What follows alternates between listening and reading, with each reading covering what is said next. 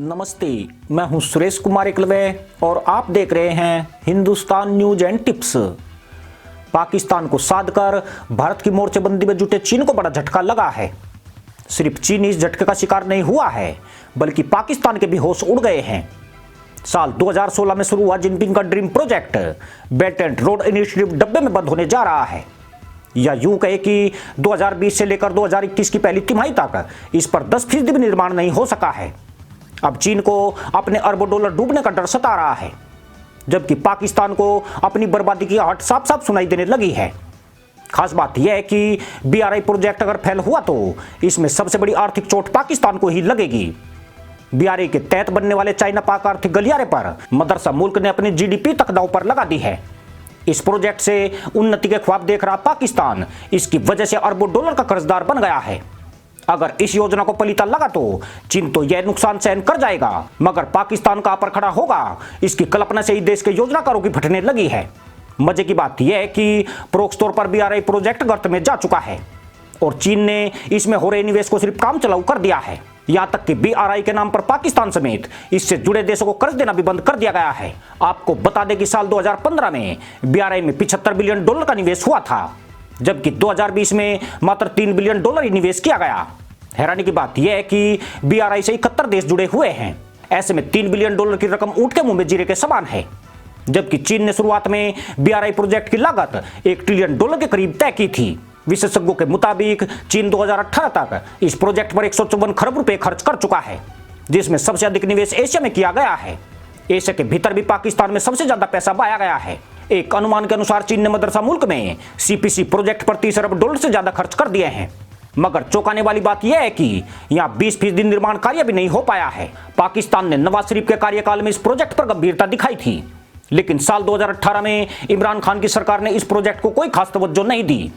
हालत यह है कि चीन ने पाकिस्तान में 122 प्रोजेक्ट घोषित किए थे, मगर यहाँ पर 32 पर ही थोड़ा बहुत काम हो पाया है। वह भी पिछले 1.5 साल से सैया छोड़ो मोरी भैया बन गया है। दरअसल इस प्रोजेक्ट के बंद होने की सबसे बड़ी वजह कोरोना महामारी बना है। चीन BRI के तहत विकासशील और गरीब देशों को भारी लोन दे रहा था। उसने अफ्रीकी देशों को $100 अरब से ज्यादा का कर्ज दिया है, जबकि एशिया में पाकिस्तान, मालदीव, नेपाल, बांग्लादेश, श्रीलंका और म्यांमार जैसे देशों को भी अरबों डॉलर का लोन दिया गया है। आज यह देश पैसा लौटाने की स्थिति में नहीं है, बल्कि उल्टे चीन से कर्ज में रियायत और अधिक लोन की फरियाद लगा रहे हैं। कोविड-19 से बिगड़े आर्थिक हालात से करीब 40% BRI प्रोजेक्ट पर खराब और 20% पर बेहद खराब असर हुआ है।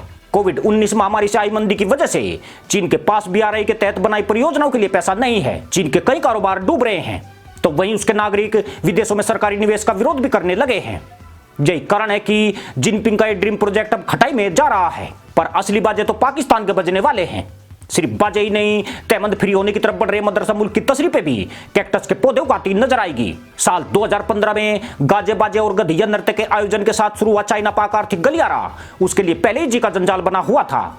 अब इसके बंद होने से पाकिस्तान पर चढ़े चीनी कर्ज का बोझ भी लदने लगा है।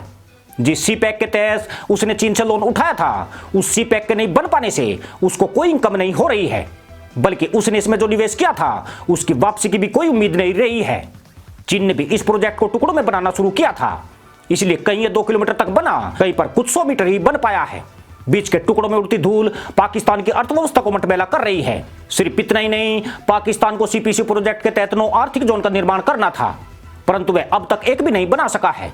ऐसे में इस प्रोजेक्ट के बंद होने से सबसे बड़ी मार पाकिस्तान को ही पड़ने वाली है। चीन ने CPC प्रोजेक्ट की लागत $45 अरब निर्धारित की थी, जो बाद में बढ़कर $62 अरब के पार पहुंच गई।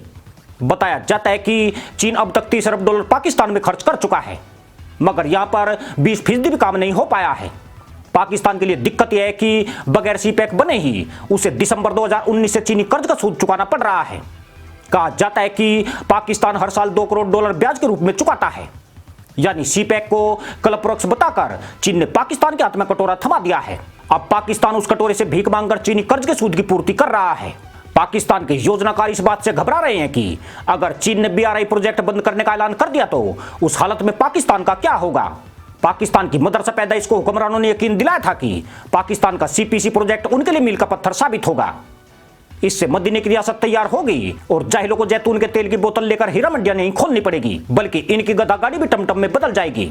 यहां तक कि पाकिस्तान जो विकास के मामले में आज भारत से 20 साल पीछे है, वह 40 साल आगे हो जाएगा। जिस वक्त चीन ने सीपैक प्रोजेक्ट का ऐलान किया था तब पाकिस्तान की जीडीपी $300 बिलियन के करीब थी। साल 2021 में यह $284 बिलियन रह गई।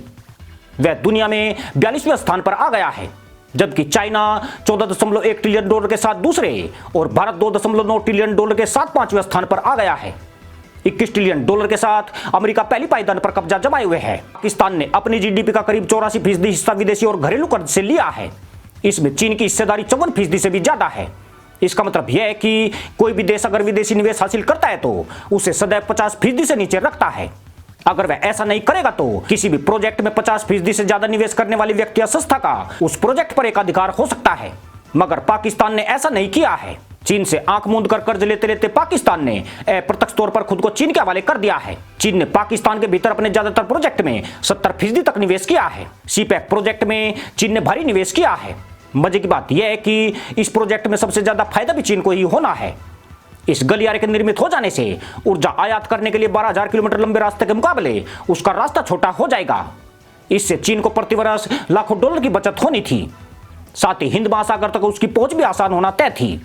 जबकि चीन ने पाकिस्तान को यह ख्वाब दिखाया था कि इससे उसका इंफ्रास्ट्रक्चर विकसित हो जाएगा, उससे जल, सौर, उष्मा और पवन संचालित ऊर्जा संयंत्रों के लिए $34 बिलियन की प्राप्ति होगी।